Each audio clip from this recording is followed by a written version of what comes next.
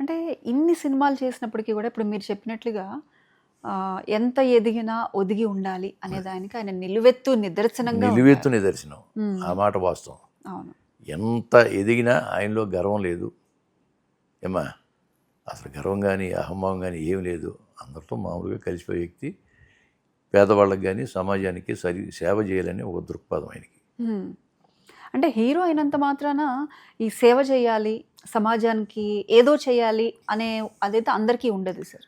అందరికి ఉండదు. వీళ్ళకి ఏంటంటే మనం ఈ ప్రేక్షకులు మన సినిమాలు చూడబట్టే కదా మనం ఎంత వాళ్ళు అయ్యాము. కాబట్టి వాళ్ళకి మనం ఏదో చెయ్యాలా, ఈ సమాజానికి ఏదో కొంత హెల్ప్ చేయాలి అనే భావం కలగాలి కదా. ఆల్మోస్ట్ మన దగ్గర ఉన్న అంటే ఆయన అంటే ఆల్రెడీ ఆ సర్వీసులో పడిపోయాడు.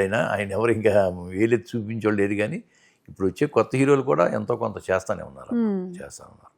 ఈవెన్ కరోనా టైంలో కూడా ఆయన చేసింది ఎంతో మంది లైఫ్ ఆక్సిజన్ అద్భుతం. త్రిబుల్ సి అని పెట్టి చాలా మందికి హెల్ప్ చేశారు. కొన్ని వేల మందికి చేశాడు ఆయన. కాకపోతే ఆయన ఏంటంటే ఆయన చేసే సహాయం ఎక్కువ ప్రచారం చేసుకోడు ఆయన. అన్ని గుప్తదానాలు ఎక్కువ ఉంటాయి. ఎక్కువ ప్రచారం చేసుకునే మనిషి కాదు ఆయన. అంటే చాలా మంది ఇలా ఇంటర్వ్యూస్కి వచ్చిన వాళ్ళు కూడా వాళ్ళు చెప్తున్నారు, మేము ఈ సాయి పొందాము మెగాస్టార్ గారి నుంచి. అంటే డైరెక్ట్గా కావచ్చు, ఇండైరెక్ట్గా కావచ్చు, ఎంతో మంది ఇలా సాయం పొందాము అని ఇక్కడ ఈ స్టేజ్ ముఖంగా చెప్పిన వాళ్ళు కూడా చాలా మంది ఉన్నారు సార్. అంటే మాకు కూడా కరోనా టైంలో మాకు కూడా చాలామంది మెసేజ్లు పెట్టారు. చిరంజీవి గారు అది ట్రస్ట్ ద్వారా ఇస్తున్నారు, మీరు ప్రొవిజన్స్ అవి తీసుకుంటాను వస్తారులేండి అని చెప్తే, నాకు అవసరం లేదు, నా పరిస్థితి ఓకేనయ్యా, నా బదులు ఇంకోటికి ఉపయోగపడుతుంది అని చెప్పి ఇక నేనే కొంత వేరే వాళ్ళు కూడా నేను కూడా సాయం చేశాను. సార్ అయితే ఈ కమింగ్ మూవీస్లో ముఖ్యంగా మీ మూవీస్కి వస్తే క్యారెక్టర్స్ ఎలా ఉండబోతుంది? ఇంతకుముందు మీరు చెప్పారు నెగిటివ్ క్యారెక్టర్స్ అయితే నేను బాగా చేయగలను, అంటే అన్ని బాగా చేస్తారు.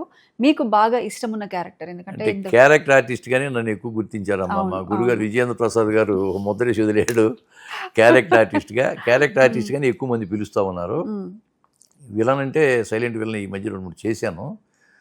అవి నాకు చాలా ఎక్కువ. చూడలేదు సార్, చూడాలి డెఫినెట్గా. ఇప్పుడు మీరు చెప్పారు కాబట్టి రెక్కి చూడండి అమ్మా. రెక్కి చాలా వెబ్ సిరీస్ రెక్కి చాలా హిట్ అయింది. రెక్కీ 2 కూడా నెక్స్ట్ మంత్ స్టార్ట్ అవుతుంది అంటున్నారు. దాంట్లో కూడా మెయిన్ క్యారెక్టర్ నాదే. అది నాదే. ఇప్పుడు అంటే ఇన్ని క్యారెక్టర్స్ ఒక వేలో మీరు చేస్తూ వచ్చారు. ఇప్పుడు రెక్కీలో మీరు ఫుల్ లెంత్ నెగిటివ్ క్యారెక్టర్ అంటున్నారు. ఎలా ఉంటుంది సార్ ఆ వేరియేషన్? ఎలా ఉంటుంది? మనం చేసేదాన్ని పెట్టానమ్మా. అంతే. ఇప్పుడు మనం సీన్స్ అయ్యి కథ కానీ సీన్స్ ఉందనుకోండి, సీన్స్ చూసుకుని అర్థం చేసుకుంటే దాంట్లో పరకాయ ఇంకొంచెం ఎలివేషన్ ఎక్కువ ఉంటుంది. పరకాయ ప్రవేశం చేయటమే.